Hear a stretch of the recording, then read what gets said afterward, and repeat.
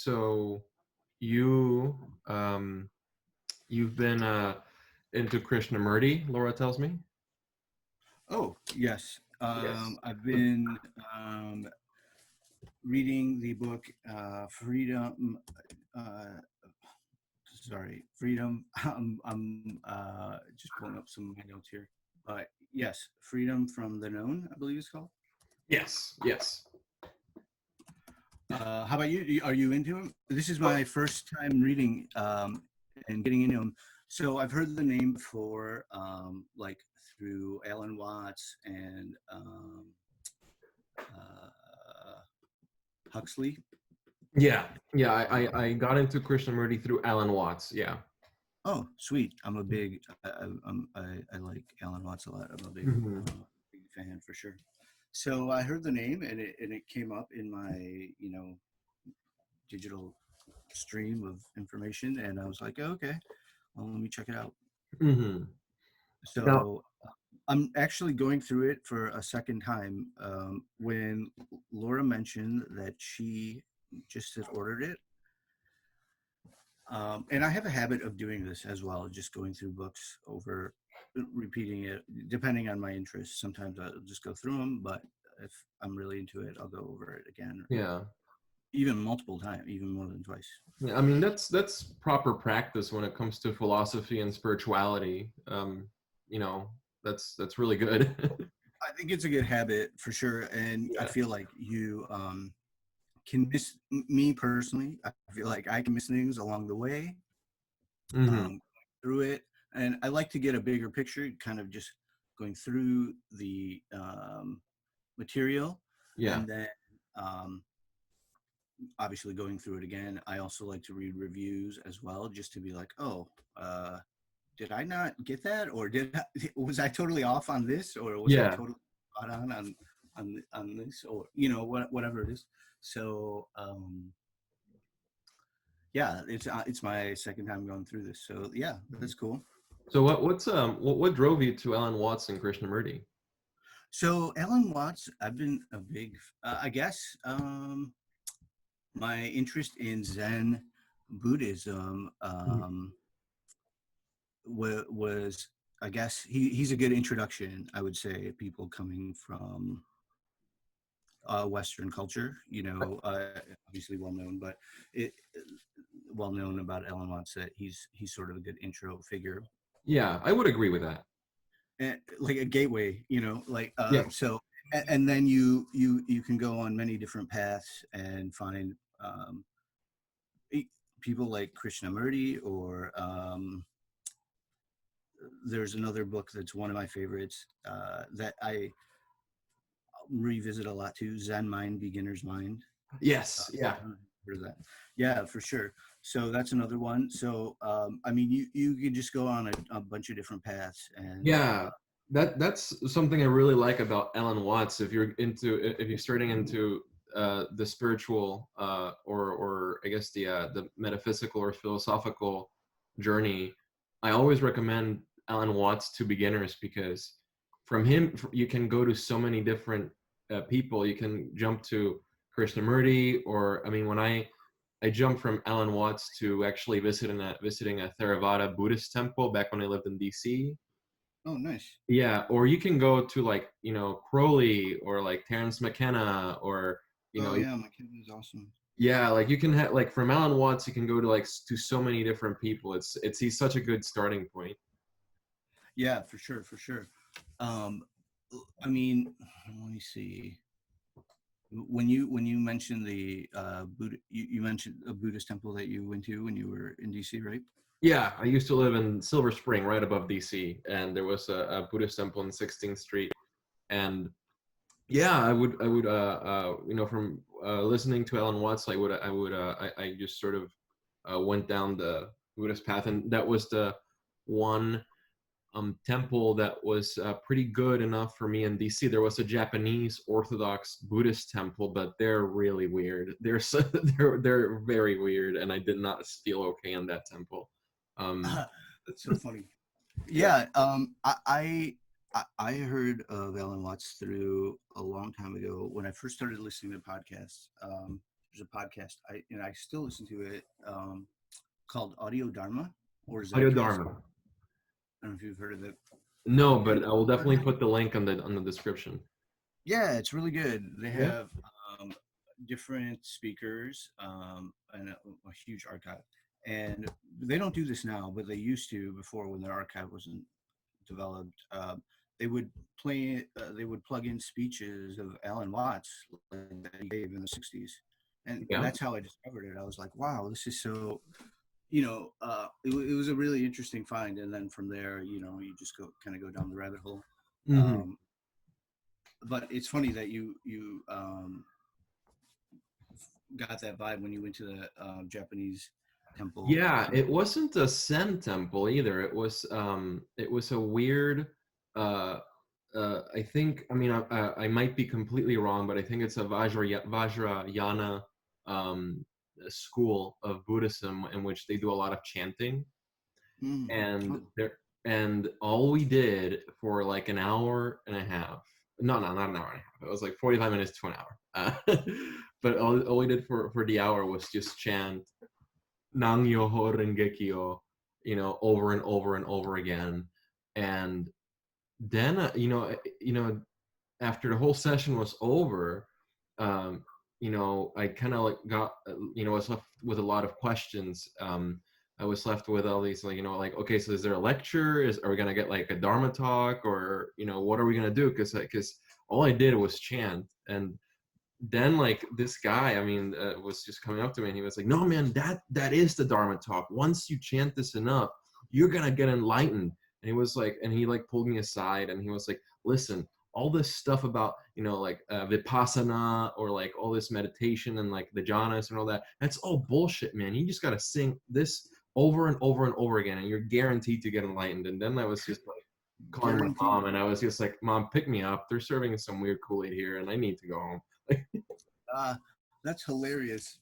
Yeah. Well, me personally, I've only gone to practice maybe once or twice, and it was like obviously it was just silence, so Mhm. everyone was just sitting in position. But I don't know, it felt I feel more comfortable having a home practice and doing my own practice at home, and that goes with like yoga. I understand the concept of sangha and having community, Mhm. people that have shared perspectives. Yeah. What does And your practice look like? well, I do it first thing in the morning, Mhm. and usually I listen to guided meditations while I do yoga and meditation. So um, it's a combination. So I'll start with the guided meditations, and then move into more active, like breathing and movement with yoga, and then Mhm. wind down with more meditation. Yeah. If that Yeah. makes sense. And how long do you take for this, like this whole practice? Well, let's see. I start in the morning, so it varies on my day, but at least 20 minutes, but 20, well, let's say 20 to 45 minutes Okay. would be a range, at least Mhm. 20 for sure. Yeah. And Um, no, no, sorry, keep talking. I have a tendency to talk over people by accident. no, it's all good. So, and then at night too, I'll do like a lying down sort of uh, meditation as well. Hmm. And have you found any like good results in your meditation practice? How long have you been doing it? Hmm, probably like 15 years. Um, Years. good results, yes, of course. Mhm. I mean, I'm not doing it for it's hard. I'm not, there's an expression, what is measured, um, Yeah. what gets managed. I'm not Mhm. trying to, and with yoga in general, or people's fitness, people can try to measure their development and how how much they run or lift or whatever. Right. I don't personally. I don't try to apply. That perspective is good for certain scenarios, but I don't think Hmm. it's good for meditation and yoga. Hmm. So I do think there over, but there's a byproduct that you do see development and Of course. progress, but you're not like trying for it, if that makes sense. Yes, yes. That is a little Like, bit different from Theravada Buddhism. And in Theravada Buddhism, um, goals in Theravada meditation. There's a lot of sort of goalposts that you can measure through in meditation as you enter jhana states. For the audience, jhana states are uh, different states of consciousness that you enter through meditation, and you can also see by how what you're able to let go of. So I guess that's the perspective I'm coming from. I think the 5 years that I went to the temple, it was all very goal oriented, but not to push it to the point where it's like a military thing. Like sure. everybody's going at their own rate, everybody has their own different experience of the dharma. So it's not like you're sort of trying to put everybody into a square peg. Sure, for sure. What kind of states do you transition into? You know, you mentioned these jhana states. I had one jhana state in which there's like a record of what people experience when they enter jhana, and it's sort of um, they have like certain qualities of experience that you can tell. And I sort of started to get into a jhana state, and it's been hard for me to get into meditation here in Chicago. I kind of fell out of practice. I'm more of a lecture listening kind of person at the moment. Yeah, sure. But yeah, no. At that point, I could feel my body sitting in meditation, and I could start feeling a cementing of it. It was kind of like it was becoming like a rock. And I started picturing the statue of the Buddha, and in the temple we have this big white statue of the Buddha, like marble or plaster cast, and it was sort of a um, seeing this image of the Buddha sitting so still, and it brought a lot of pleasure and rapture in my mind, because I was just thinking like, wow, he doesn't have to move at all. He doesn't have to move. And then I started feeling this sort of like uh stillness in my body that I hadn't never felt before. It was I hadn't been so still in my entire life for those moments. And I started to realize that I'm not moving, because I realized that I don't no longer have the desire to move, you know. And then it was sort of like this entering of an expansive a space, and then I got freaked out. I started like going like, oh my god, I'm entering jhana. Like, am I ready? What's happening? And then that like popped me out of it. Ironically, it was like, with like in Theravada Buddhism, it's like you're supposed to like you know get to the jhanas, but you can't get too excited. You have to control your excitement when you get into that Like state. have a kind of state, right? Yeah, yeah. Have you entered any deeper states of mind in meditation? Well, I don't know. Nothing that I would be able to describe like you. I get like your experience. I guess what I would say. Let's see. What do I? I guess what I experience more is trying to connect with my breath Hmm. and um, just using that as a focal point, Yeah, uh, and and then if incorporate movement into that, and and at the same time be active but focused, on your breath. I don't know if that makes sense. yeah, yeah. So, so have you ever been able going to this? Because it's interesting, like these jhana states. Have you ever been able to repeat this? No, actually, that was kind of a flop. I've sort of I've and I have been thinking about this. Regretfully, I haven't meditated since I've come to Chicago in any meaningful fashion. I have at some points very very briefly entered states like that, and I've also I've had altered states of consciousness with cannabis that have been quite, serene and spiritual, but not with meditation. And that's on me. I'm not knocking meditation down. I think it's great. It's just that my discipline hasn't been the best here in Chicago.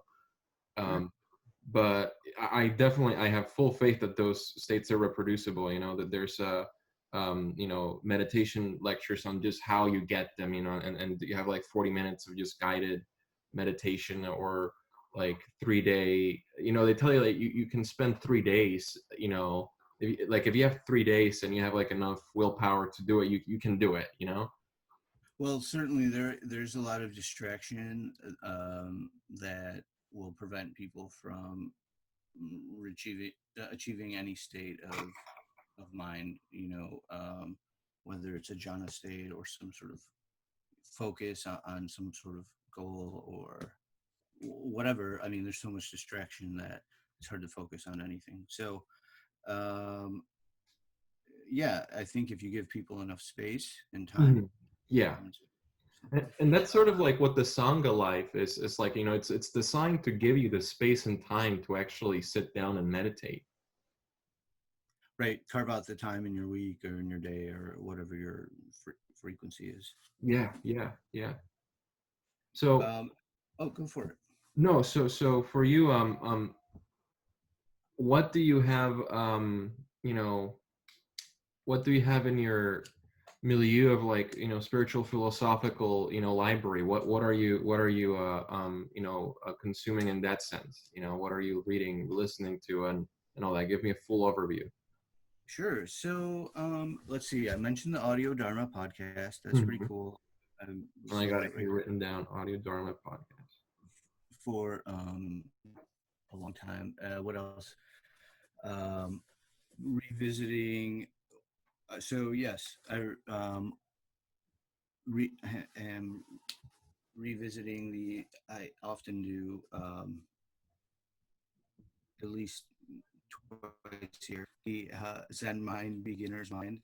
There's Yeah. certain books that I like to revisit, like uh, more than once a year, just to and at certain times too.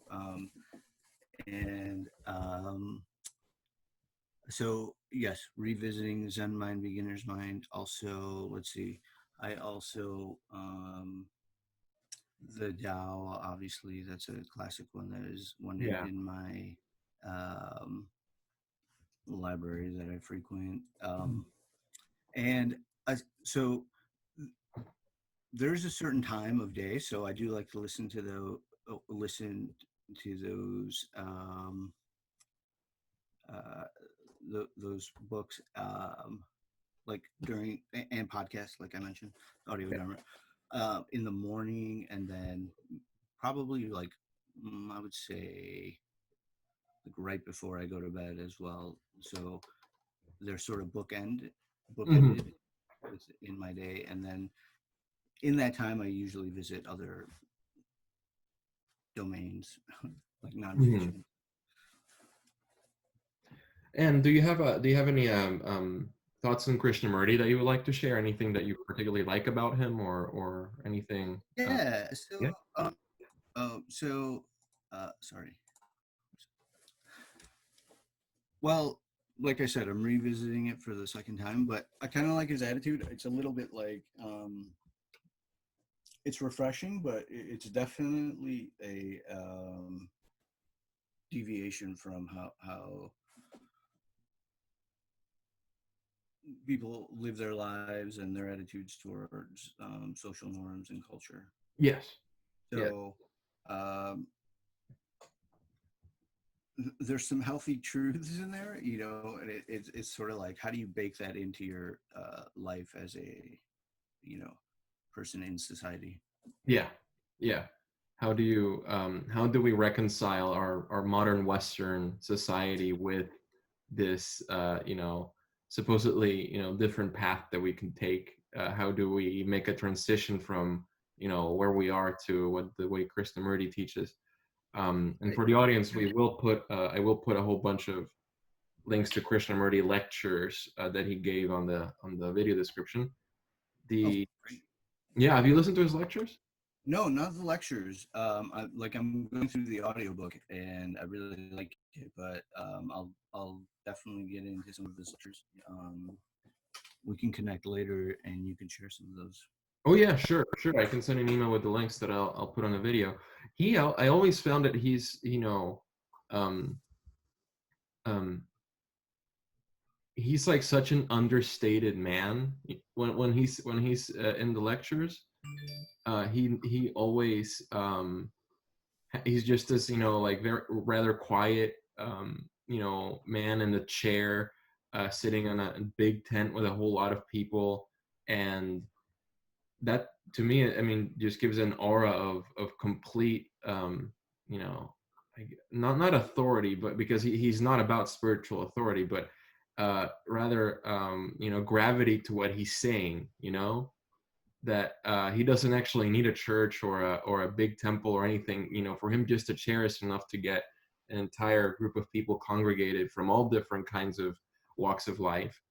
It's very refreshing to me to listen to Krishnamurti, particularly on how he was like saying about human transformation, and how we have to, in order to give a final revolution in the planet, it has to start with a revolution inside every person. And that to me always makes uh, drives a point home, especially in the times that we are now entering.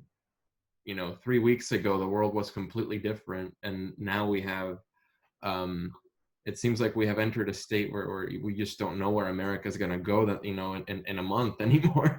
you know uh, Well, yeah, uncertainty, but that's sort of it's all baked into life, kind of. People don't recognize that, but I mean, there's a lot of uncertainty. We, for a long time, have lived in a society that has constructed a great deal of certainty, and now it's can be very alarming for sure. yeah, I mean, it can be. I mean, just to know how um, I I listened to this podcast called The Modern Hermeticist, and he's a Canadian historian who is started doing this podcast. He's doing his doctorate, so he's on hiatus, but he started this podcast called the Encyclopedia Hermetica, where he gives like a large overview of history in a way that makes empires and nations and just kingdoms and all that. He makes them look you look at it from a such distant perspective that the entire life of an empire, you can cover it in 30 minutes. And people don't realize how, like, how short-lived most empires are, you know Yeah, throughout history, right? yeah. And it's happened so many times, and it's sort of like, part of the part of the most um uh what's it called, the most deceitful folly that we have, is that we try to sort of tell ourselves that, well, the condition that we are in, it's permanent. It's completely Yep. permanent. It's not going to change. It's not going to end. It's permanent. And yeah, totally. And obviously, people are mm, certain expectations that are hinged on that, and it's very upsetting when people's expectations aren't fulfilled. Yeah, absolutely, absolutely. That's no, that's interesting. I've never heard of that podcast. I'd love to check it out. Yeah. There's a podcast by Ram Dass. Yes, I should Uh, listen to more now, of Lost again. have you checked that out? It's a pretty interesting podcast. Can you Basically, it's all lectures, mm, curated can you and tell me introduced. what the podcast name is again? Yeah, it's Be Here Now. Oh yeah, Be Here Now. I guess it's the Be Here Now network. So, but it's the Ram Dass podcast. Yeah. Yeah, I definitely need to listen to more Ram Dass. That was I listened to him for a little bit back in like 2014, 2015, and I don't know why I stopped listening to him. He was like Alan Watts. He was like one of those first people in the United States being like, hey, there's more than just two options. You don't have to be you don't have to choose between like Christianity and atheism. You can definitely go into a completely different way. Um, um, Yeah, for sure. there was have you watched the Midnight Gospel? Midnight Gospel. No. No, oh my God, you're gonna love it. You're gonna love it. It's on Netflix, and I saw it, and it was amazing. It's this animated show. It's kind of like Adventure Time, if you've seen that, and it's actually like set as a podcast, and people put animations on top of it, but they talk about like Zen meditation, you know, dealing with mortality, dealing with dealing with psychedelic drugs, or dealing with just difficulties in life, or forgiving people, or all that. And it's like a beautiful show. It's a great show to introduce people to Ram Dass, or meditation, or all that. It's quite good, very good. um, Interesting. and it's a trip to watch too. It's so good to watch, just for the visuals of it. It's like a psychedelic, phantasmagoria of color, shape, texture, everything. It's beautiful. That's awesome. There's you mentioned that, and it made me think of a show on Amazon Prime called Undone. Undone. It's they shoot it live action and then they animate on top of it.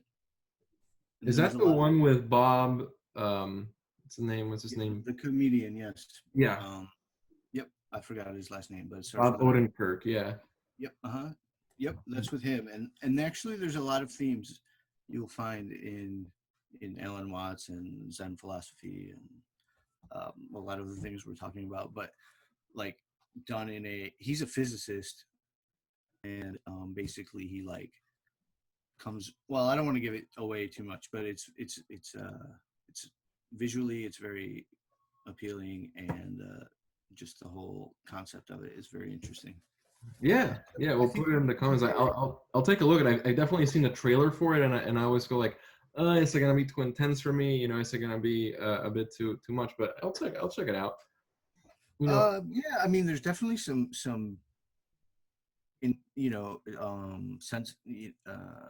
sensitive or raw subjects that come yeah, up in it.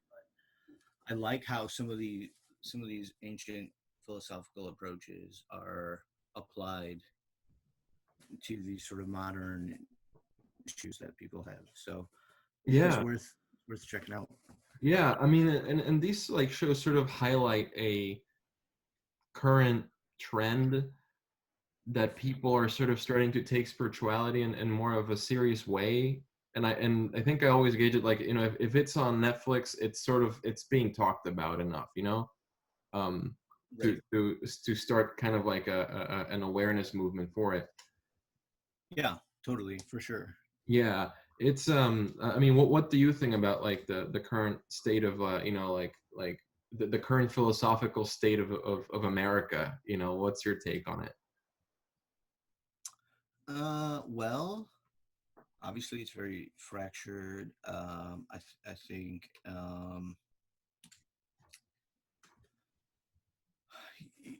people have a lot of different expectations, and well, I'm sort of going back to this, but this is a theme that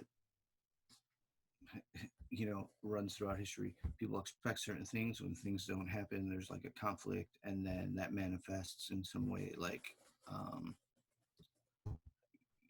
socially in some cases, or biologically in some other cases. Yeah, I mean, there's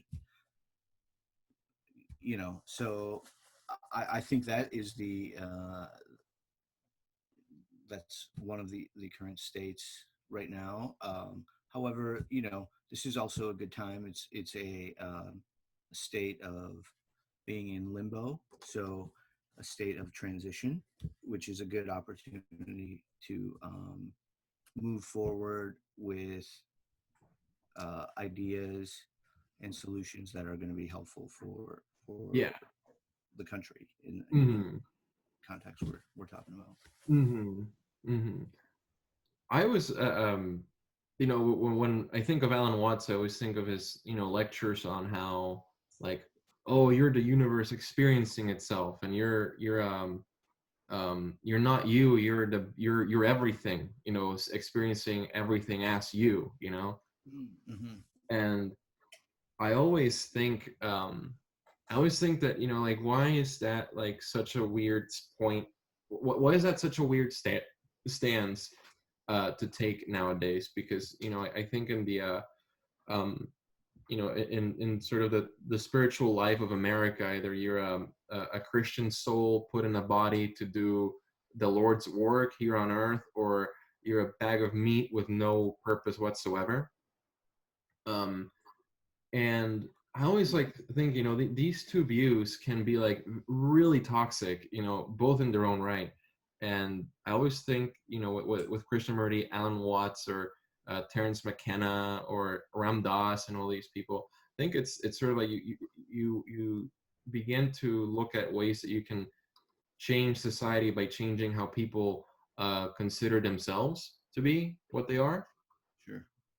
And I think, I mean, the historian that does the Encyclopedia Hermetica did this one little rant about um, when people, when, kind of like the Neolithic age, and there were, farming wasn't really a thing yet, and people and all over the continents, they were still just, tribes of hunter-gatherers and all that. And it was like, these people, they didn't have a sense of ego. They didn't have a sense of self that was not the tribe, you know. And so their consciousness was expanded. Their consciousness was not just focused and projected onto their own body. It was sort of like they were into, the whole consciousness and sense of self was with the whole tribe. And he said that was Christ consciousness. You know, that was the thing that we lost as we started moving into farming and the more, um, you know, collectively gathered resources. And you start to look at specialization and all that, and people just become Mm-hmm. individuals, and then we feel alone. Sure, atomized. Yeah, yeah, Well, I mean, what you're saying, and like circling back to Alan Watts, some of his themes in his lectures, can for maybe a majority of society be a little like woo woo, or like impractical. You know what I mean? yeah. So you, I feel like you, for solutions to be offered to the general public, you have to present them with in a different way, so they're not positioned to be like pie in the sky kind of flicky woo Yeah. idea. You know what I mean? So the good thing is, with this virus that is happening, or still in, people are focusing more on health and wellness, and they're Yeah. improving themselves. So this is a good opportunity for people, whatever their direction is, to improve their states of mind and their lives. You know, Hmm. this is a good opportunity for that. In this moment in time. Yeah, it is. It is. And I think it's also right. I mean, we kind of entered a kind of a really bad clusterfuck of a storm, because as the coronavirus was raging on, we had the murder of George Floyd and Breonna Taylor, and all of a sudden, not only do we have the coronavirus that we're dealing with, we're also dealing with some of the most intense protests in America that I have seen in my short little life. Um, and it sort of feels like everything is hitting us at the same time right now. You know, Sure. We have Actually, I have a question. You mentioned the protests. Do you think? Tell me what your thoughts are on the effectiveness of this strategy. of the protests. Yes. Aside from the spirit, obviously, I'm sure we're both in agreement. Yeah. Police brutality, police abuse, obviously, that should not be, tolerated or baked into our system, which it is. But Yeah. as an effective way to end it with practical, I mean, okay, yeah. Do you think that the protests are effective? I mean, like, what are your thoughts are on how effective it is? Yeah, it's actually, I mean, it's been so big. I mean, the protests are global now. They're downright global. At this point, London has protests. There were people doing, Some statues in the river. yeah, they were taking statues off in London. They took the statue of King Leopold from Belgium, because King Leopold would have horrific practices that I'm not going to go into in the center of Africa for rubber collection. I mean, it was just brutal. But there, We have here, they're removing statues here and covering them up and stuff. yeah, and I think that we're seeing something like the '60s again. Maybe not quite, but there is sort of like this idea that I've had that if we just keep the momentum going, if we keep looking at the ugly part of America, at the very deep, dark, racist part of America, and we have this look at it, we'll gain momentum and we'll gain an energy as a collective consciousness in America that will be all for um, all for good wholesome change. And it's not that we're going to start an insurrection and have a coup d'etat in the United States or overthrow the government. It's just that our energy will be too big to handle from the forces of evil in America. Um, and I think the effectiveness of the protests have shown themselves in the fact that, I mean, there's people legitimately considering what would happen if we defunded police departments. That's something that I never looked at when people started putting the budgets for cities, and they put it in a graph, and like police departments are 20 times bigger in budget than public housing, parks and recreation, environmental protection in the city, whatever. Like, it's all so ridiculous. And I think that right now it's kind of like a time period where, in a very short period of time, it's been 3 weeks, we've counted the days, we've gone from total despair in Trump's America to people collectively bringing hope of a new kind of tomorrow, where people are like, well, what if we don't have police departments that need to be enforced, and we just focus on properly housing people, giving them the resources they need, making communities safer because they are richer communities for the people that live there. That was radical. I was not expecting that 3 weeks ago. I think the protests are effective right now. I think the movement is effective. Um, People shouldn't rest in their laurels, though. People need to find different ways to do it. And I think for me, this podcast is my way of adding, to the cause in the way that I want to bring people in here and just put their ideas out in the airwaves, and sort of put that out in the universe, so people have more to talk about, basically. Sure. Yeah, definitely. I think exposing different ideas and different tactics to bring about change is a good idea. Hmm. Because just strictly speaking on the protest situation, um, it might have been a tactic that could have worked, or that worked, in the 60s or in the early 1900s. But I feel like sometimes well, not sometimes, in this scenario, because you'll have a vacuum of well, you'll have a power vacuum if you Mhm. defund police in a scenario like what we're talking about, which in some ways maybe it shouldn't be called defund the police. You should probably position it in some other way, but Mhm. diverting the resources that are going to the to how they are now should be diverted into other more community resources, obviously. Yes. But I think the tactic of a protest seems a little bit outdated in a way that, I mean, like we're saying here, the spirit of it is like the spirit is there, but people who are not in that mindset that we're Yeah. talking want some practical solutions, not just like these sort of well, going back to another subject we were talking about, but kind of these kind of woo ideas, even though they're direction obviously we should be heading in. How do you get people to practically move in that mode? Yeah. Because not only is there's two sides of it, there's well many sides.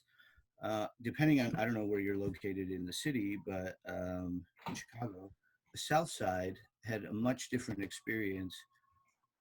Did not have an experience from, well, I live on the South Side. Yeah. So I'm living here in Oak here, Park. I'm like way out west, you know. sure, okay. So I know the West Side, certain parts of the West Side got it. Didn't have peaceful protests, Hmm. and they were more like it was a very dangerous situation, a lot of fire and looting, Yeah. and people's lives who invest in the community and they support other people through the salaries or however they have um, merchant agreements and whatever, there's a whole chain that is involved. These are all terminated now, right? Yeah. So many of them. So like people who live in those communities, like we're saying, agree with the spirit and obviously ending of police brutality, but now it seems like the message has been co-opted not only by the looting and the violence, but Hmm. then there's also infiltration of other people who, overall are against just the general progressive ideas, not Yeah, even that you'll have people that are, sort of, alt-right dude bros that are infiltrating the protests and are looting. Uh, so what is practical. That's my question is, and I don't have an answer. That's what yeah, I'm questioning here is, and I just want to keep emphasizing this. yeah. Totally I've agree with the actually, spirit, but if you just engage with normal, not normal, but just like regular people, it's not practical for them to like be out protesting, although they do want to participate in some sort of change. yeah. I mean, You know what I mean? yeah, I mean, for example, I mean, I'm a DACA recipient, so if I get caught in a protest that turns into a riot, it's airplane time for me, baby. That's Of it. course. Yeah. So for me, going to a protest is not viable, and I sort of, when this podcast started, and then the protest started, I sort of started to see this podcast, as my way of being of protesting. Uh, there are a lot of things that I've been thinking about. How do you a protest is really cathartic. I was living in Philly when Trump got elected, and there were protests, every other week, and to the point where actually one time I just got out of college, and I was heading home, and there was a protest happening. I was like, well, why the fuck not? I'll join it, you know, because it feels so good to be in a group of people, and you feel this momentum of just rushing into the streets, and you just see sort of like you're part of this collective class consciousness of just everybody sharing the same energy. But that's not actually like Right. the bulk of the work. The bulk of the work is going home, contacting your neighbors, your friends and peers, organizing a local, food garden that everybody works in, or organizing a community space where people can come in and talk about very serious issues going on in their neighborhoods. It's maybe setting up a woman's shelter. It's organizing and going through the very boring job of like, organizing people to contact, their legislators to, enact the change that we need. Or it's the very boring and, difficult job of going around and, just getting people that into office and going through the campaigning and the canvassing and all that. Um, there are a lot of ways that we have that are, actionable ways. I think the term is called direct action. Yeah. you know but direct action is not just protesting. Action. I saw this on Facebook on one of those like really those huge rants that people put on now, but I like this one. It was saying that, like it's not going to take 3 weeks of protests to fix America. It's going to take a lot of months and years of you getting together with your neighbors and peers, investing money, time, and energy into projects, and or being very diligent and organized about it. It's not that kind of fix. So in a sense, I do agree with you that the protests are good in spirit, but the true work is outside of it, and the true work is often a lot slower. Yeah, and it's very incremental and can be very difficult for people to find the small actions, like volunteering, for example. Yeah. How it to see how it contributes to the greater change. Yeah, and it's not just about, I think, just the small actions. I think it's about, I mean, in this point, I think there has to be a goal. I think, for example, if you're if you're, a feminist, and you see that in your neighborhood there is, there have been some cases of, violence against women, or domestic violence, and those people, those women that have been abused, and unfortunately there are neighborhoods like that here in America. And you decide to do something about it, and you have a few options. You can, you know go online and do online activism through, your posting stuff, or you can do journalistic activism and, interview these women. What's been going on? Why won't the police, help them? Why won't, why can't they escape their situation, and, put that in their ways?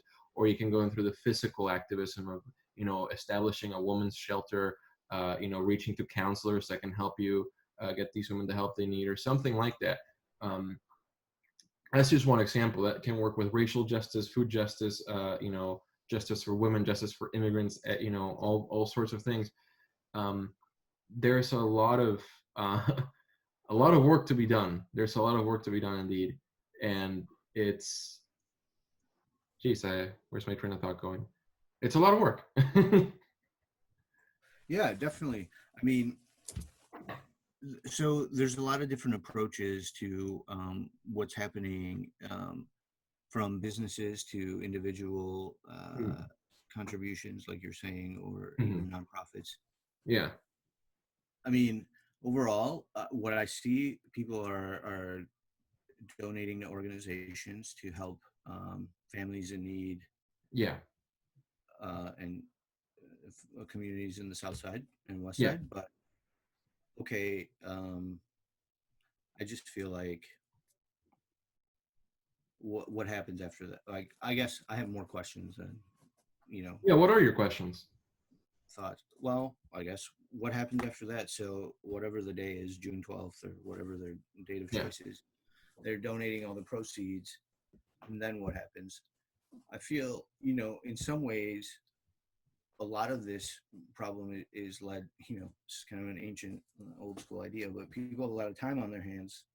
So if people aren't working or doing something creative, productive for themselves or for their families or for their community, or Mhm. contributing to a business that is contributing to some to something in society, when you have this idle time, people can be easily diverted into doing things that can be very harmful to themselves and to society. Mm-hmm. So, I mean, instead of opening new restaurants in Logan and in River North, I feel like why aren't businesses? There's some models for this too. On the south side, for example, I Yeah. guess the crew that has Longman and Eagle. I don't know their names, the hospitality group, but they opened a restaurant here in Hyde Park, Mm-hmm. and they have local artists, they have local regional food, they Mm-hmm. hire within the community. Mm-hmm. I mean, there are models. The Silver Room, they were in Wicker Park. Yeah. Down here, they do the same thing. They have a bunch of events for people, for the community. Mm-hmm. You know, they're creating local jobs. I mean, it's not like a way out of left field thing. So what's the hang up with the businesses? I guess that's my question. Yeah. I mean, the I If you mean, can people, that'll divert people. I mean, not divert. That'll get people focused on something other than looting and fires. yeah. I think there's also, I mean, a lot of collective anger, and I think it's hard for me to um, understand that anger because I haven't had a family member killed by the police or I mean sometimes it's just not that the police murder black people. It's just that a police officer will rough you up, put your Yeah, face on the pavement. He won't kill you, but it's still like you feel degraded, intimidating. It's and a lot of intimidating. these people have experienced that. I think that it's not just about um, um, finding the time to do X, Y, or C instead of looting. I think that I mean there's people that are legitimately furious, and you're in a protest, you're in a protest environment. By the way, I'm not justifying it. I'm just trying to see what their point of view is. um, Yeah, you no, know, for sure. you know, I, you know, I don't, I don't want to tell people to loot. People should not loot. If you could, if you feel like you're gonna get too angry at a protest, you should Well, work. it's really hard to hear local stories, Yeah, from South Shore and yeah, and, and just the local area, yeah, the South, like the South Chicago. And you hear people like they invested their whole lives. They've been in the community and that's the other thing too. They've been in the community a long time. yeah, They're like they have other people that are dependent on them as yeah, well. yeah. Like they support other people and Hmm. their families. So when you hear all of this, it's like, yeah, you don't know what to think because you have all these other elements too, like we were mentioning before. You have people with the spirit and the positive energy that want to Yeah, change the things that need to be changed, but then yeah, you have people that don't agree with that and infiltrate and do great damage and distract people from yeah. And actually, I mean, and also, we also can't put it past the government that they're not planting some of these people in there. Sure, there's a Actually I did see footage today. I mean, there in Minneapolis, a lot of cars ended up with slashed tires, and like hundreds of cars ended up with slashed tires, and people were saying like, oh, this is what the protesters are doing. They're not peaceful. They're just going around fucking shit up, and they're ruining it. And then now I have to pay $1,600 to get my tires replaced. And then they brought the footage, and it was literally cops in soldier armor right. going around every car and popping every tire with their knives. You know, um, and that video, I mean, really made me question. It's like are all the matters of looting, just for the protesters? Because this was one example in which the military police straight up went and and committed grand larceny because it was sanctioned by their high command. They were interrogated by journalists and all that as to why were they doing that, and the police officer said that they were told by their commanding officer to go and slash cars tires, and they didn't say any explanation as to why they would do it. They just said they were following orders. Mm. You know, so I mean, obviously, there's people that want to keep the status quo as is. You know, there's people that are afraid of Black Lives Matter for the fact that it's putting the way of things on its head. There's people that cannot imagine police being defunded. I feel like a lot of police unions would have a stake in defunding police departments, or not defunding police departments. Um, and I think that I wouldn't put it past police unions or local police organizations to go and create some havoc, so that they can portray the protesters as violent and rowdy. You know. I mean, yeah, that's the thing. You have to be very discerning because there's just a lot of people that are muddying the water, and Yeah. And also, I mean, I have seen footage of protesters also just turning into looters. You know, so I'm also not just saying like, oh, it's just the police. You know, there's also protesters. well, I yeah, think people that get caught up in the spirit and the moment, like you were saying earlier.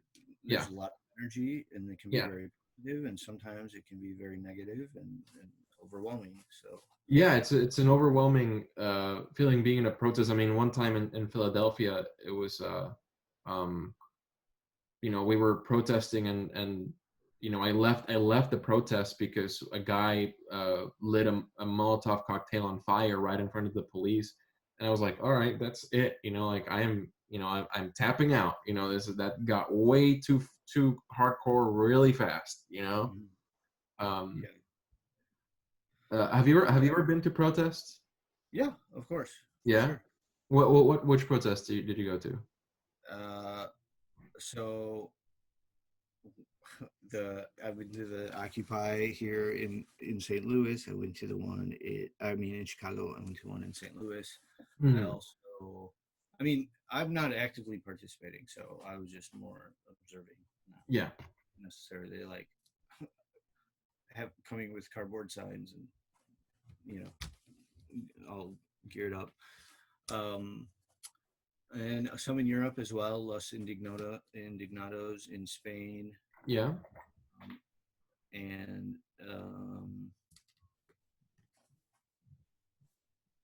yeah, there's probably some other ones. Like I traveled in Greece, and there were some protests there, but they're more like one-off.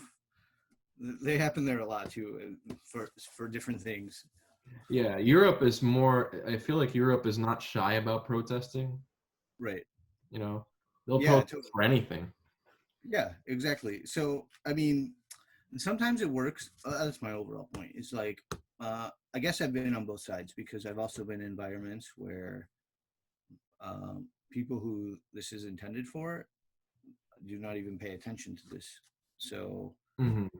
it's more like if you I get that's my overall point is just if you want to have some change that happens, it needs to be practical solutions for people to get behind because you know Like some of some the results have to be shown.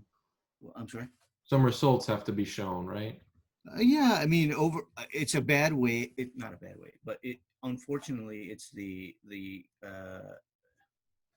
mode that we're in right now, like the vetting mode that we've all been under for society. So Yeah. I think society is ready to shift overall. Obviously, as you're seeing, like groups of people that you would never think to support such causes, Yeah. are behind it, and even the collective understanding of sheltering in place and the whole thing with lockdown, like people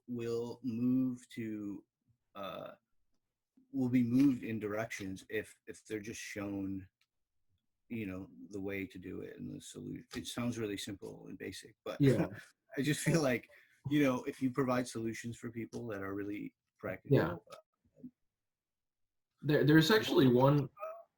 and you can break it out into many, different scenarios of the environment or gender or, Hmm. And sexuality, whatever. It's like people are, I think, ready to make a shift into a different direction. People just need like the practical steps to do it, hmm. And also I think that which is very inspiring. I think now we just need to have some way to do it for people. yeah, yeah, and also I think a lot of historical movements of progress um, happen right after sort of like a national tragedy.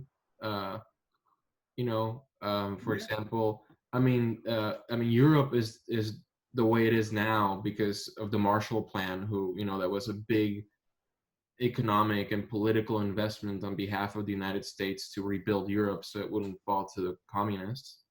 Um, but it gave Europe sort of this model of social democracy that has been the foundation for everything.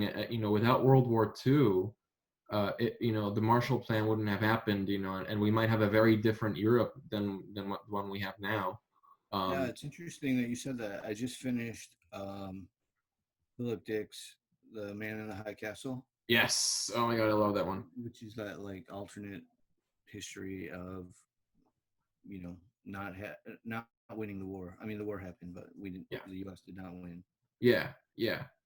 It's yeah. I mean, alternate history is a good way to study the impact of stuff. Um, but yeah, no, I mean, a lot of great renaissances or great progresses often happen after a big calamity. And history is never a clean and is never just progress and dialogue. I mean, history is a very violent process as well.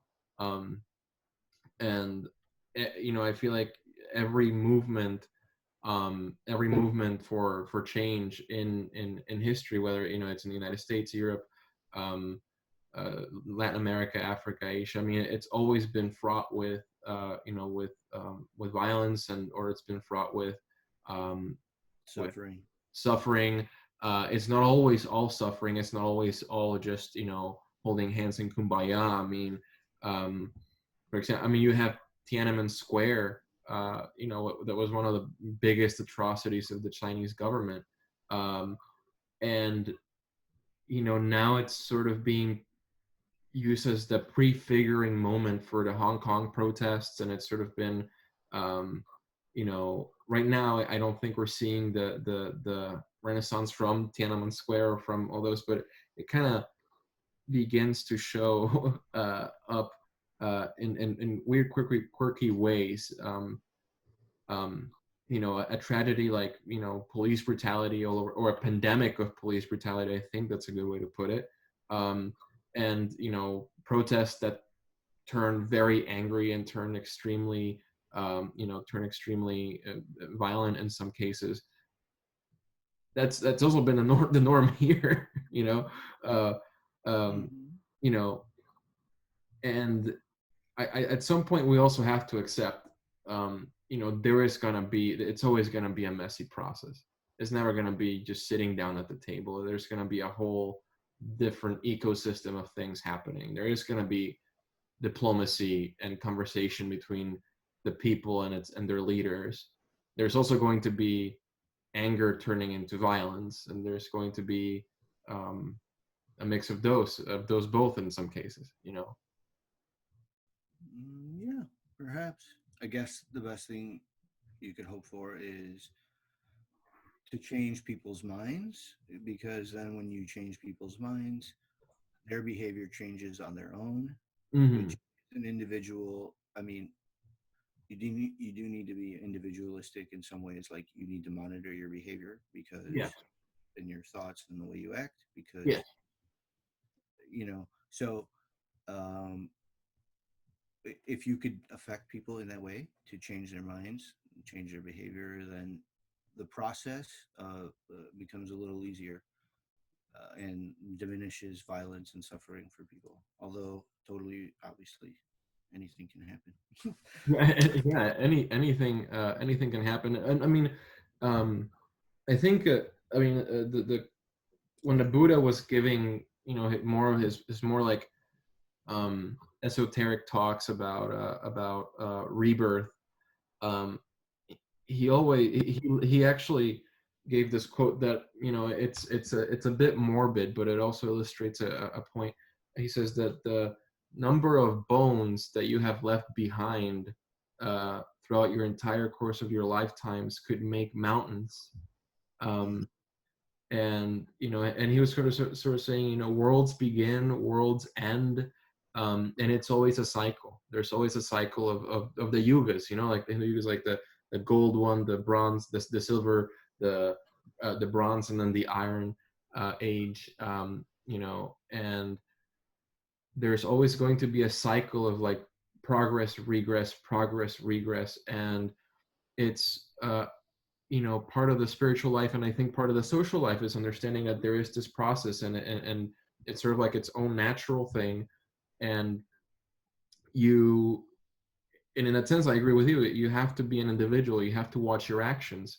um, because when the looting starts, or when violence starts, you're going to have a choice. That you can go in and like, be all gung-ho and start looting, or start damaging, or you can take a deep breath and check your anger, and go the other way. you know or God forbid, you were in an emergency situation, and you have food hoarded. I mean, are you going to make the decision of helping your neighbors that need food and water right now, or are you going to keep it all to yourself?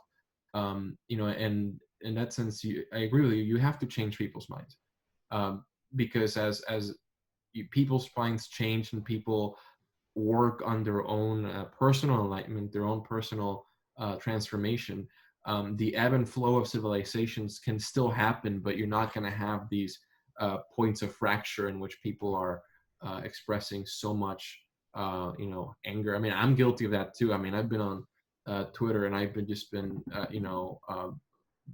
putting some pretty angry responses to people saying brown lives don't matter, or black or brown lives shouldn't matter, or whatever.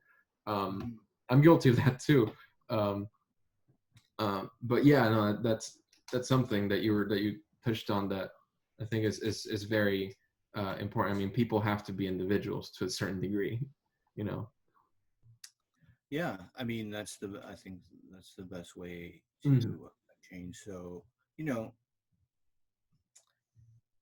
in different times too, this is a whole nother subject just from like a virus perspective, but okay, like you mentioned, you get together with people at a protest, or and it's all good vibes, and everyone's on the same, everyone has the same spirit. I mean, and that's all good, but exactly, there just needs to be some, like we were just to tidy this up.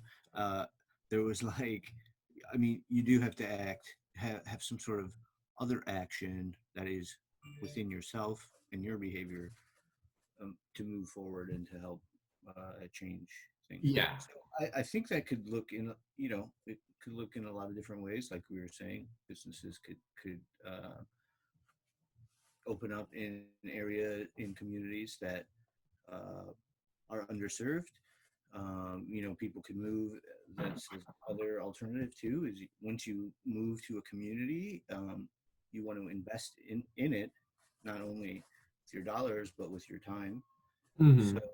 um, that is another way to help underserved communities. So creating interesting and entertaining events, from a creative perspective, Yeah. delivering that to communities as well. So speaking of that, what are your thoughts now from a creative perspective? Uh, like this post-COVID time, and this sort of spirited time that we're living in. What do you think is moving ahead? Like, what is the best way for people to be creative and deliver new ideas to people? So wait, what are my thoughts on like what's going to be how is it going to be like to be a creative person going forward?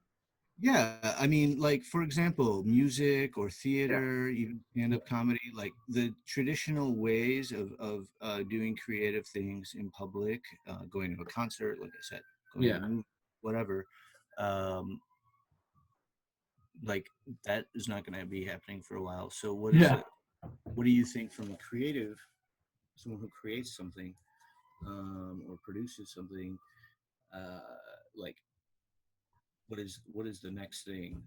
yeah. I mean, coming from the perspective of a painter, Sure, a lot of the points for me don't change because I already isolate in my studio. sure, okay. Yeah. But from a perspective of a painter, things don't change. I think for people that work in the visual arts, a lot of things don't change. I mean, graphic designers still have their home office. Artists have their own studios. They don't have to be in contact with people. But so I don't want to address this question from the perspective of being like an artist myself. I think I want to be from the perspective of the average person in America, who does not have to go to art school, who is just out here and is, um, a lot of Americans that are, you know, not allowed to work. They're home and they have to deal with time, space, and solitude. Sure. What are they gonna do? What is the average American gonna do? I think that technology has given us a really good advantage here. You know, To make something, produce. yeah, make something. I mean, the thing is, this podcast runs on Zoom calls and free software, man. Like that's it. Yeah, you totally. know, and actually, when Laura and I were talking about making a podcast, I told her, I was like, I don't know why more people don't do podcasts. I don't know why there isn't, like, I don't know why every American's hobby isn't just to be a podcast. I mean, all you got to do is get a buddy and talk to a microphone. I think that's one of the best ways to be creative right now. Um, I've been seeing so much on social media, a lot of cool content. I mean, just people putting up like graphs on like what kind of new public safety departments they could get, and someone even did like completely new police department or safety departments. Kind of like the mental health department, and they're the ones that go and like pick up a person having a panic attack or like a nervous breakdown in the streets, and they're getting violent. So they're like trained to go, and hypothetically they would be trained to like restrain a person without harming them, putting them in a car, getting them to a safe place to get the help they need. And sort of like the environmental mitigation program, who like or department, and like they like drew all these people's uniforms from different safety departments, and they put it out there on the social media, and people are sharing it, going like, wow, like, oh my god, like like this person's thoughts for how tomorrow could be like, or how our children's lives could be like. That person came up with it, and I'm just seeing like, wow, this girl was just stuck at home with nothing but time on her hands, and she decided to imagine a future. So I think that by the means of like graphic design, podcasting, um, Digital recording your media. Zoom calls, or just or doing like Twitch concerts or stuff like that, you have a chance to be creative, not in the means of the visual arts or the fine arts, but rather be creative in the means of, or in the realm of social change, and not having it be about ranting about racism or protests, or being angry. It's about really being creative and saying like, well, like, I have nothing but time. Can I imagine a fictional country where people, live completely different, and then write it down, put it on Facebook, share it on the social media, share it out with my friends. You know, that's sort of like what I'm imagining it as, as what it means to be creative now. All right. So using digital media to express your viewpoints. Yeah, I said it in a really long way. I said it in a really long, convoluted way, but yes. I mean, what do you think about group activity, people getting together, but not in the same way, utilizing outdoor space more. Oh, so you mean like actually going outdoors? Yeah. That I know. It's, I still get a little annoyed when I go out and I see people without a mask and being in large groups. It's kind you of like still get annoyed? I get a little annoyed, yeah, because it's Were dude, you annoyed with the protesters? Because I found that to be a little bit from the city yeah, perspective. part of me was It, kind of like also dude, you're in a protest, you're with like 17,000 people, you need to wear masks, and you need to have hand sanitizer, and you need to be you know respectful that some people have asthma, or some people have family members that have asthma. So that's one thing. But I also think that um, um, what's coming up to me right now is just making like a zero contact football, like playing in the park. It's weird. I mean, what's your ideas on this? I think people will be doing a lot more camping, hiking. You know, a smaller group hanging out outside, like doing, I don't know, picnics and Yeah. You think like picnics are gonna like make a comeback, or maybe hiking will be making a comeback? yeah, and probably outdoor theater too. Outdoor theater, Yeah, for like sure. the ancient Greeks. Yeah, exactly. For Yeah, sure. that would be cool actually to have like amphitheaters and parks and have I mean, people. not like just big like that, although that would be awesome. Probably just gathering in the park somewhere and they just put up the stage. Have you ever been to like Shakespeare in the Park or anything like that? There was a Shakespeare in the Park here in Oak Park. Uh, Oh it's yeah, crazy. I've been to It's that. amazing. It's a great experience to have, because it really brings out, because you have for example, you have outdoor scenes, for example, like Midsummer Night's Dream or something, and like a Yeah, park is the perfect setting for that, basically. You know, yeah. like the park is the best scenery for Shakespeare in the Park. And I mean, he wrote some work during a time of pandemic, and when he would leave London, he would go into small towns and perform these plays out in the open like this when he didn't have access to, obviously, to, what is it, the Royal George Theatre, I believe. I don't know what the name is called, but yeah, it's the famous theater that he had built, right? Right. So when it was all closed down, London was shut down, the Yeah, pandemic was happening, I mean, the plague. His troupe, him and his team, would leave um, and perform these plays out in the countryside. just in the Yeah, countryside. yeah. Incidentally, people were freaked out, just like you have now. They were freaked out because here are these city people coming, bringing the disease potentially. So there wasn't a lot of turnout, but the concept is still an option. Right, right. I mean, I guess now the less turnout you get, kind of it's the better. You know, it's kind Sure. of like you get Yeah, an I mean, I audience of feel like one, and it's like, all right, we're at capacity. right, for sure. You I know, mean, no, it's interesting just how there's a lot of creative industries that were dependent on people and large gatherings in small spaces yeah, or tightly packed together. yeah.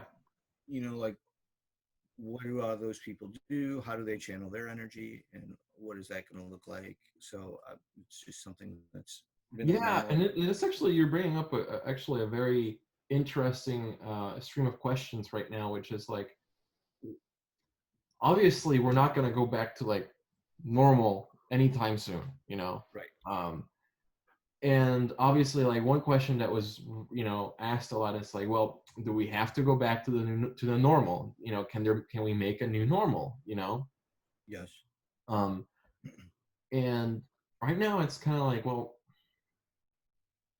the coronavirus has sort of been the crescendo, the climax or the logical, extreme of how we as individuals have been like like isolating ourselves, and there's this whole thing of like people use social media more and more, but they meet in person less and less. And there's this sort of like this feeling in America or the Western world of like just boredom, isolation, and complete aloneness.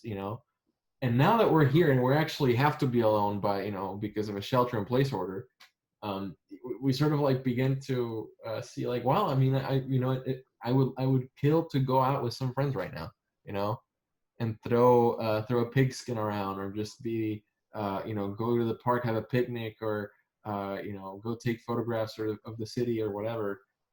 Yeah.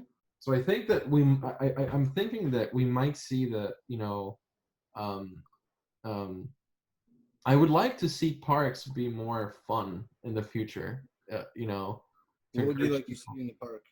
More Just slides? more slides. Well, I would be up for that, but that's a personal preference. Yeah, no, I thought I heard you say more slides. No, I did. You did. Oh, I mean, I mean, do you know the game that they put in bars, and it's kind of like you throw like these like bean bags into like this panel that has holes in them, yep. Yeah. or you have that game where you have all these like balls that you throw around in the ground, and like you play two teams and you're supposed to like hit the balls in some way. I played it once. I forgot the rules, but I thought it was the most entertaining thing, and the people I was playing it with were just like so funny and amazing.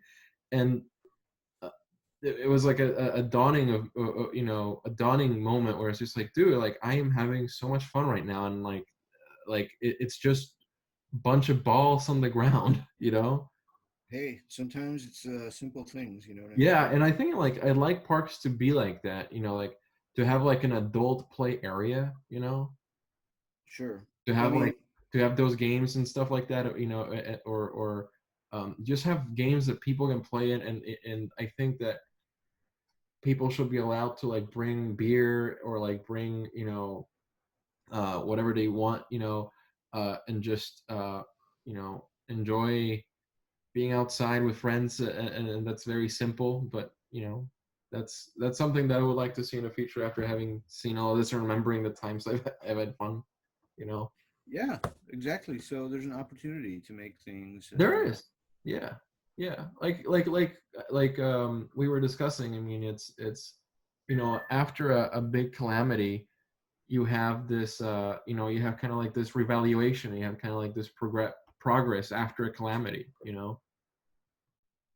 Yeah, totally. Yeah. So good things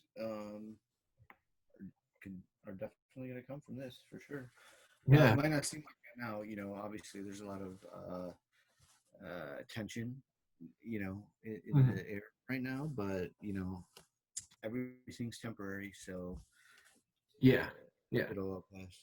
And I think So that, well, I want to hear more, just briefly, about your podcast, because I've also been having ideas of starting a podcast as well, like you mentioned earlier. So, really, what do you what want is your?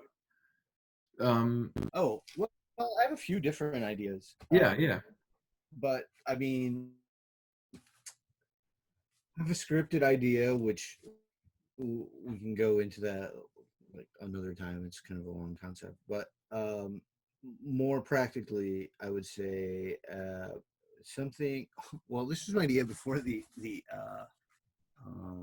virus, but like I said, things will be happening again. But um, having a podcast around things that are going on, creative events that are going around in the Chicago area, in the city. Okay, so it'd be like a very local podcast about concerts or get-togethers happening in Chicago.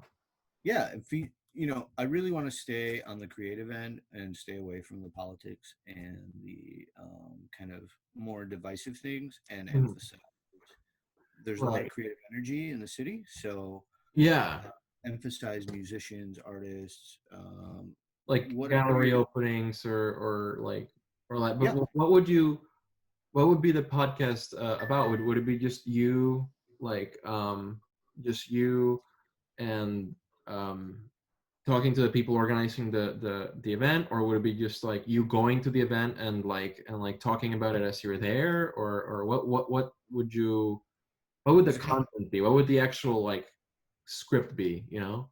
yeah. So the flow would be, well, it depends on, well, it depends on a lot of things, but what I envision is you have intro news, so top 5 things, top 10 things that are happening, and then Hmm.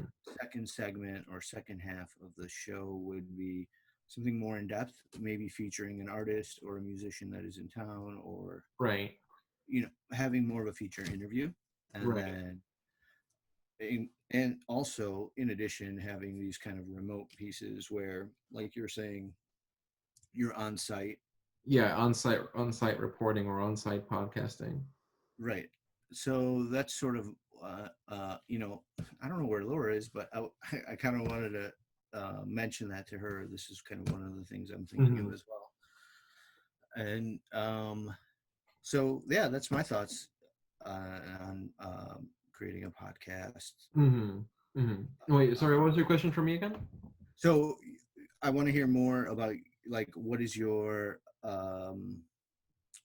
well, format or like, what is your theme? Do you have a theme or Okay, like so like, and here in this podcast, you know, I was I was trying to find a way to fit into Compound Yellow with a personal work of creativity, and Compound Yellow serves as kind of like this hub to a lot of different um, ideas?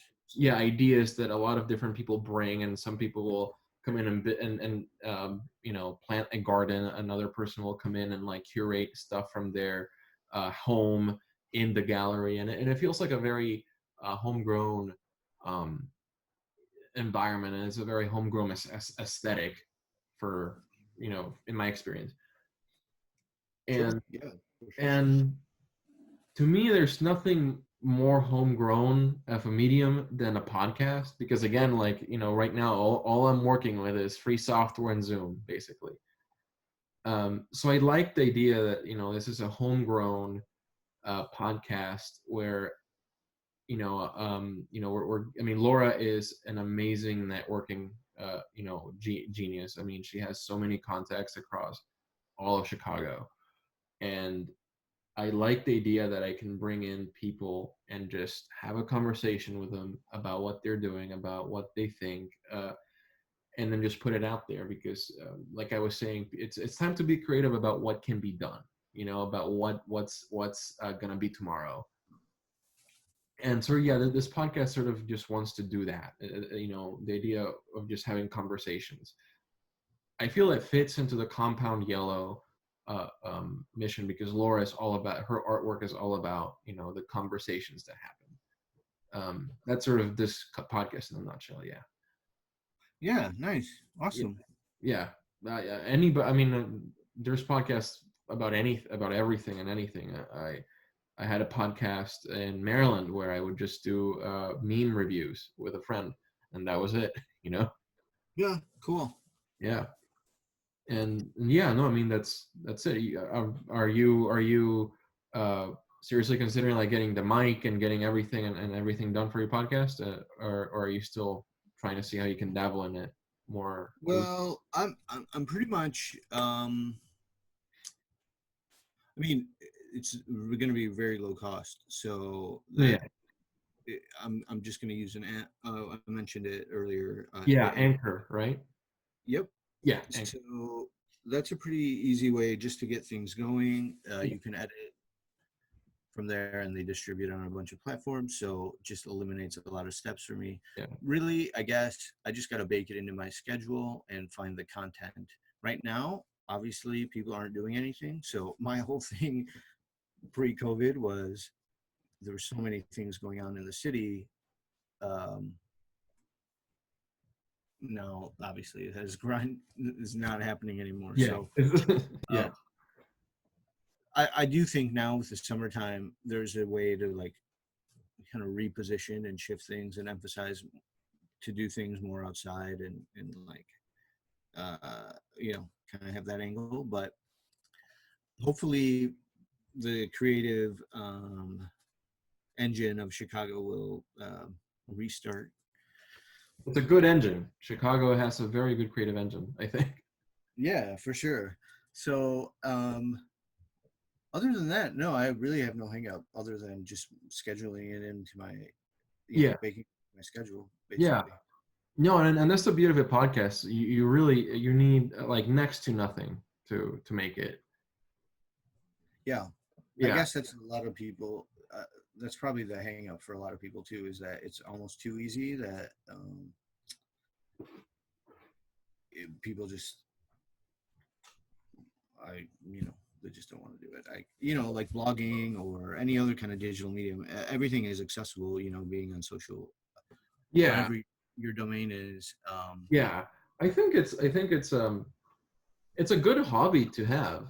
You I know. think you could learn a lot depending on the content, and then also just the production value. You also like what you learn producing it, but also you learn something about setting a time Yeah, aside, and you're doing this one thing, whatever it is.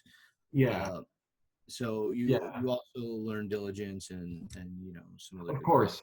Yeah, I mean, I mean, there's for example, this podcast, I'm taking it very seriously, and for me, it's kind of like a second job. And even after I go back to work post COVID, I'll still be making this podcast. As long as I'm able to. Yeah. But I think, I mean, the one thing I like about the podcasts though is like what they imply. You know, a podcast is so open. I mean, you have podcasts with just one person, just talking about stuff they know, or you have like groups of like, bunch of people that are friends and they're just, fucking around and telling jokes or like, or just being, silly on the microphone. Or you have like people that take a podcast and turn it into a research journalistic project that doesn't have to be CNN level. It can be like a very amateur journalism, but he's doing journalism. A podcast can be anything for nothing at all. And I think this country has a lot of hobbies.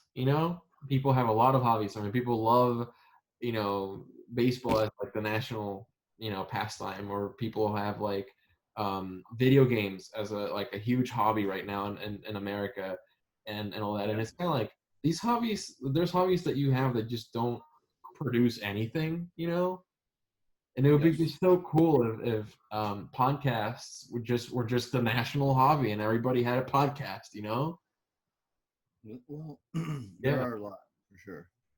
Oh yeah, they're already a lot of podcasts. One thing I'll give you an advice for though, and this is I learned the hard way because um, if you're gonna buy equipment for your podcast, because the only equipment you need is a microphone, um, make sure your microphone is worth a little more than $30. I have this microphone that I'm looking at right now, and it's it was $35, and it had this like this big shiny professional look, and now it won't work, and it just doesn't work. So if you do have a podcast, do get like $50 or more into your microphone. That's the that's Pro the tip. that's the one tip I'll give you. It's like don't be a penny wise and a dollar foolish. Go for the little higher end. Totally. No, Yeah. that's cool. No, well, no, podcasting, I'm totally into it. And if you do this, if you have more episodes, this was really fun. So, Yeah, it was. I think this has been our longest episode. oh, okay. Yeah. Set a Yeah. record. Well, granted, this is like our third episode, and but yeah, Oh, no, it was great talking to you, Sam. We're gonna end it here, and I'm gonna send you the video link when I'm done editing it. It should be tomorrow night. And yeah, it was great having you on the podcast, Sam. cool. Yeah, no, it was fun. And we'll connect by email. Yeah, of And course. um, I look forward to getting those links. Yeah, absolutely. Yeah, yeah, absolutely. They'll be in the video description and everything. Yeah, absolutely. All right, cool. And I don't know what happened to Laura, but I guess Laura just couldn't fix her audio, but she's in all right, here cool. with us. Well, no, it's all good, and this was a good time. and we'll talk soon. Yeah. All right. See you, Sam. Take care. Stay safe and good night.